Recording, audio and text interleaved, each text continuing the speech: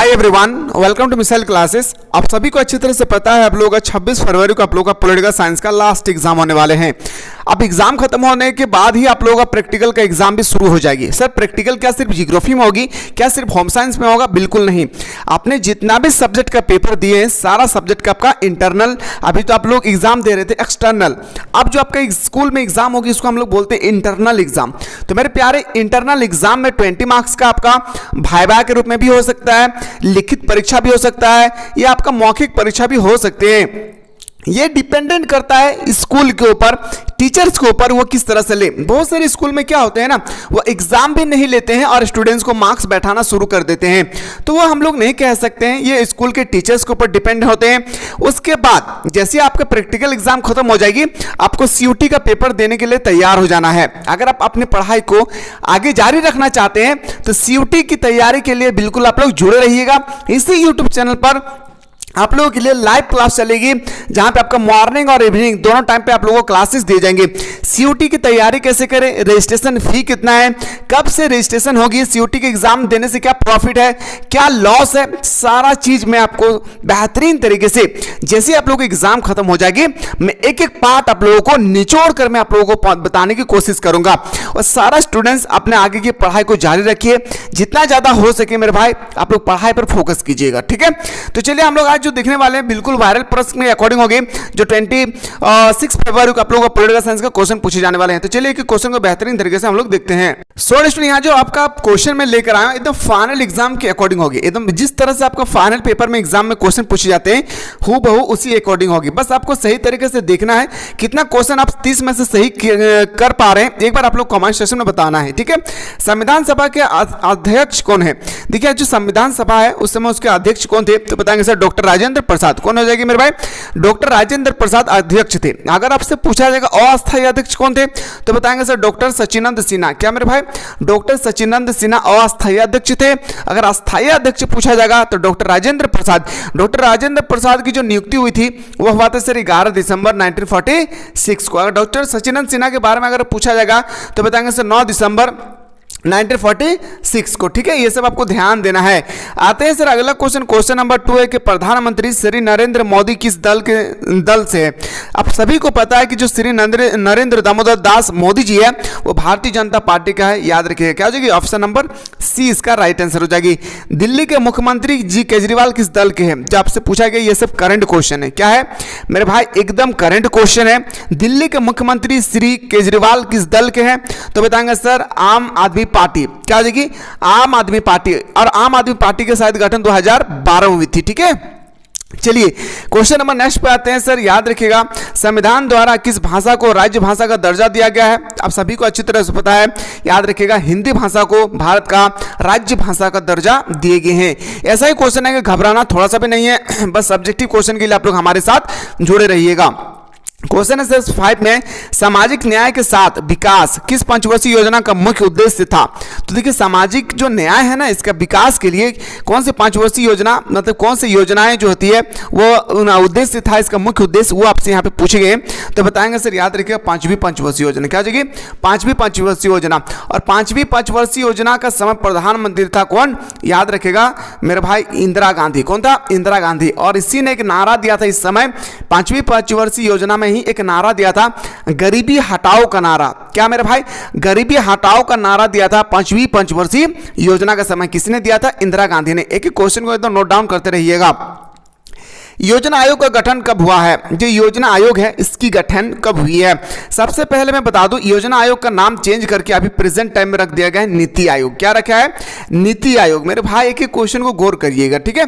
नीति आयोग हो या योजना आयोग हो, अगर इसका अध्यक्ष पूछा जाएगा इसका मालिक कौन है, तो बताएंगे सर इसका मालिक होता है देश के प्रधानमंत्री। कौन होते हैं? देश के प्रधानमंत्री। तो देश के प्रेजेंट टाइम में प्रधानमंत्री कौन होंगे? नरेंद्र दामोदर दास मोदी। तो याद रखिएगा नरेंद्र दामोदर दास मोदी जो है योजना आयोग हो या नीति आयोग हो उसका अध्यक्ष है। पर यहाँ पे आपसे क्वेश्चन पूछे गए हैं योजना आयोग का गठन कब हुआ था? 1950 में, यानी ऑप्शन नंबर ए इसका राइट आंसर होगी। भारत संयुक्त राष्ट्र संघ का सदस्य कब बना? सबसे पहले मैं बता दूं भारत संयुक्त राष्ट्र संघ का सदस्य बना था 1945 में, जब इसकी गठन हो रही थी 24 अक्टूबर 1945 में। जब 1945 में इसकी गठन हो रही थी ना, उसी समय भारत इसमें शामिल थे। अगर आपसे पूछा जाएगा जब UNO United Nation of Organisation की जब गठन हो रही थी, जब इसके निर्माण हो रही थी, उस समय कितना देश थे, तो बताएंगे सर 51 देश का एक सदस्य था। लेकिन प्रेजेंट टाइम में अगर मैं बात करूं तो 193 देश इसमें शामिल हो चुकी है। ठीक है, एक एक को एकदम निचोड़ करके आप लोगों को तैयारी करना है। संयुक्त राष्ट्र संघ का अगर आपसे पूछा जाएगा मुख्यालय कहाँ है, तो न्यूयॉर्क में है। इसका अगर अंग पूछा जाए कितना अंग है, तो 6 अंग होती है। ठीक है, एक एक क्वेश्चन को एकदम निचोड़ करके रखना है और 30 में से एक भी क्वेश्चन नहीं छूटना चाहिए। इस बार शिमला समझौता पर भारत के किस प्रधानमंत्री ने हस्तक्षेप किए थे, तो शिमला समझौता मेरे भाई 1972 में हुई थी। ये भारत के जो प्रधानमंत्री थे, तो बताएंगे सर, याद रखिएगा 8 का सही उत्तर होगा इंदिरा गांधी। क्या हो जाएगी, इंदिरा गांधी मेरे भाई। ऑप्शन नंबर क्या आ जाएगा, ऑप्शन नंबर सी इसका राइट आंसर हो जाएगा। क्वेश्चन नंबर आते हैं सर, गरीबी हटाओ का नारा किसने दिया था, मैंने अभी जस्ट बताया था कि गरीबी हटाओ का नारा इंदिरा गांधी ने दिया था। कौन सी योजना में, 5वीं पंचवर्षीय योजना में। आते सर अगला क्वेश्चन, क्वेश्चन नंबर हम लोग का 10 पूछा गया है, संपूर्ण क्रांति आंदोलन का नेतृत्व किसने किए थे। संपूर्ण क्रांति का नारा देने वाला था जयप्रकाश नारायण जी थे। कौन थे मेरे दोस्त, जयप्रकाश नारायण दी। याद रखिएगा, अगर आपके घर में कोई ऐसे स्टूडेंट्स जो क्लास 11 में है, अब अभी जस्ट आपको क्लास 12 में जाने वाले हैं, एक बार उन लोगों को इन्फॉर्म कर दीजिए मिसाइल क्लासेस के एप्लीकेशन पे 1 अप्रैल से ऑनलाइन क्लास स्टार्ट हो रही है, जहां पे आप लोग का कम से कम फी में पूरे साल भर रगड़ कर स्टडी करा जाएगा। सुबह और शाम दोनों टाइम ऑनलाइन क्लास चलेगी। ठीक है, क्वेश्चन पे आते हैं सर, क्वेश्चन नंबर आते हैं सर, क्वेश्चन नंबर जो हम लोग का पूछा गया इसमें संपूर्ण क्रांति अभी हम लोग जस्ट देखें, सौराष्ट्र किस राज्य का अंग है। जो सौराष्ट्र है वो किस प्रकार का राज्य का अंग है, तो बताएंगे सर इसका राइट आंसर हो जाएगी क्या, अलग पंजाब। क्या हो जाएगी मेरे दोस्त, अलग पंजाब। सॉरी, इसका सही उत्तर हो जाएगी महाराष्ट्र। क्या हो जाएगी, महाराष्ट्र। ऑप्शन नंबर क्या हो जाएगा, ए इसका सही उत्तर हो जाएगी। मूव करें सर, अगला क्वेश्चन है कि अकाली आंदोलनकारी की मांग क्या मांग थी। जो अकाली आंदोलनकारी थे इसकी क्या मांग थी, तो बताएंगे सर खालिस्तान राज्य का मांग था। क्या, खालिस्तान राज्य का मांग था, मतलब बोल सकते हैं सर ऑप्शन नंबर बी इसका राइट आंसर हो जाएगी। मेधा पाटकर का नाम किस आंदोलन से जुड़ा हुआ है। जो मेधा पाटकर है इसका नाम किस आंदोलन से जुड़ा है। मैं चीख के पढ़ा चुका हूं आप लोगों को कि मेधा पाटकर का नाम कभी भी अगर आपसे पेपर में पूछा जाए तो बताएंगे सर नर्मदा बचाओ। क्या देखिए, नर्मदा बचाओ आंदोलन से जुड़ा हुआ है। पहला पिछड़ा आयोग का अध्यक्ष कौन था, पहला पिछड़ा आयोग का जो अध्यक्ष थे वो कौन थे, कालेकर। क्या थे मेरे भाई, ऑप्शन नंबर ए इसका सही उत्तर हो जाएगी।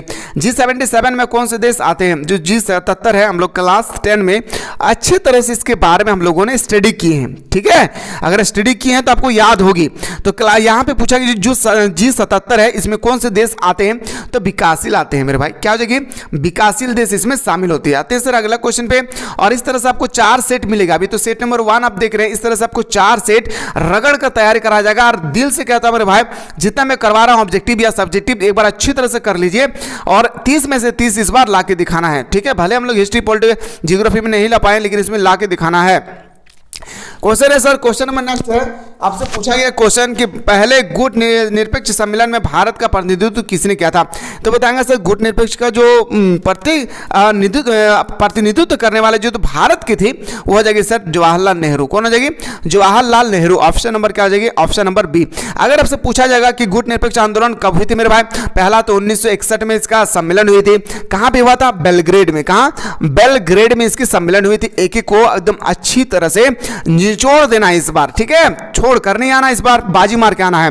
किस देश ने नाटो में अमेरिकी नेतृत्व का विरोध किया था, तो हो जाएगी फ्रांस। कौन हो जाएगा मेरे दोस्त, फ्रांस इसका बिल्कुल क्षेत्र होगा। नाटो का फुल फॉर्म होता है नॉर्थ अटलांटिक ट्रेटी ऑर्गेनाइजेशन, जिसकी स्थापना याद रखिएगा 1949 में हुई थी। इसकी अगर आप मुख्यालय पूछा जाएगा तो याद रखिएगा ब्रुसेल में है। कहां, ब्रुसेल में। 3 क्वेश्चन में बताया हूं।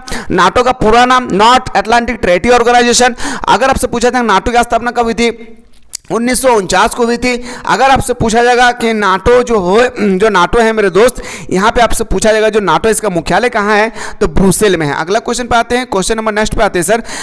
1917 में रूस में साम्यवादी राज्य का स्थापना किसने की थी। ये जो स्थापना करने वाले थे उनका नाम आपसे यहाँ पे पूछे गए, तो बताएंगे सर लेनिन। कौन थे, लेनिन।